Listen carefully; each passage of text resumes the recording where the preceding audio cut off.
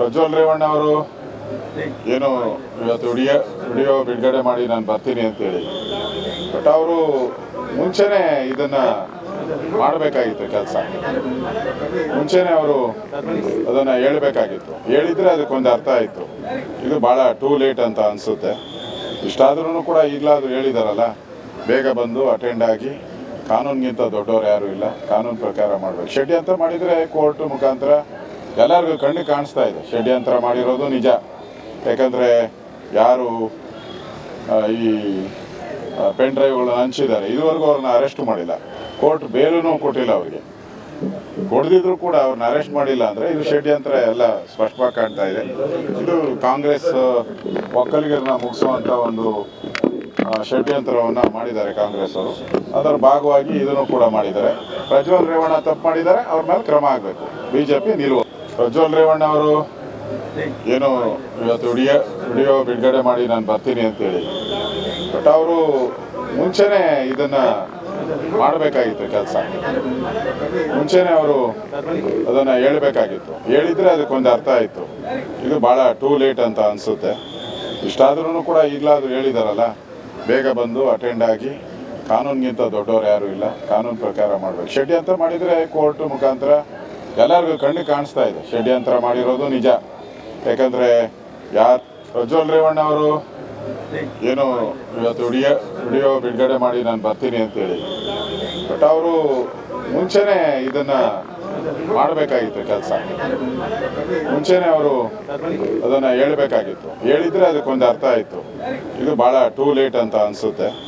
ಇಷ್ಟಾದ್ರೂ ಕೂಡ ಈಗಲಾದರೂ ಹೇಳಿದಾರಲ್ಲ, ಬೇಗ ಬಂದು ಅಟೆಂಡ್ ಆಗಿ, ಕಾನೂನಿಗಿಂತ ರಾಜಕೀಯ ಹೇಳಿಕೆಗಳು ನೋಡಿ ಎಷ್ಟು ಅನುಕೂಲ ಸಿಂಧು ಇರುತ್ತೆ ಅಂತಂದ್ರೆ, ಇದೇ ಪ್ರಕರಣ, ಇದೇ ಆರೋಪ ಇನ್ ಕೇಸ್ ಏನಾದರೂ ಕಾಂಗ್ರೆಸ್ನ ಯಾವುದಾದ್ರೂ ಒಬ್ಬ ಸಂಸದನ ವಿರುದ್ಧವಾಗಿ ಕೇಳೋಕೆ ಸಿಕ್ಕಿದ್ರೆ ಆರ್ ಅಶೋಕ್ ಅವರ ಸ್ಟೇಟ್ಮೆಂಟ್ ಇಷ್ಟೇ ಸಿಂಪಲ್ ಆಗಿ, ಇಷ್ಟೇ ಪ್ಲೇನ್ ಆಗಿರ್ತಿತ್ತಾ?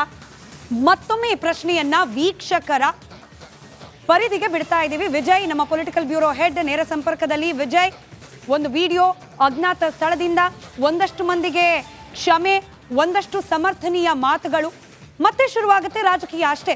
ಅವ್ರ ಮೇಲೆ ಇವರು, ಇವ್ರ ಮೇಲೆ ಅವರು, ಆರೋಪ ಪ್ರತ್ಯಾರೋಪ. 31ನೇ ತಾರೀಕುವರೆಗೂ ಇನ್ ಕೇಸ್ ಅವತ್ತು ಬಂದ್ರೆ ಪ್ರಜ್ವಲ್ ರೇವಣ್ಣ, ಇದು ಬಿಟ್ಟು ಇನ್ನೇನು ನಿರೀಕ್ಷೆ ಮಾಡ್ಬೋದು ವಿಜಯ್?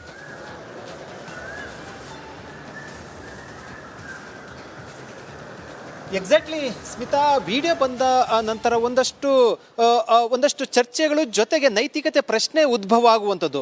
ಏನು ಹೇಳಿರುವಂಥದ್ದು, 31ನೇ ತಾರೀಕು ಬರ್ತಾ ಇದ್ದೀನಿ ಅಂತ. ಏನು ಒಲಿಂಪಿಕ್ಸ್ನಲ್ಲಿ ಗೋಲ್ಡ್ ಗೆದ್ಕೊಂಡು ಬರ್ತಾ ಇದ್ದಾರೆ, 31ನೇ ತಾರೀಕು ಬರ್ತಾ ಇದೆ ಅಂತ ಅನೌನ್ಸ್ ಮಾಡೋದಕ್ಕೆ.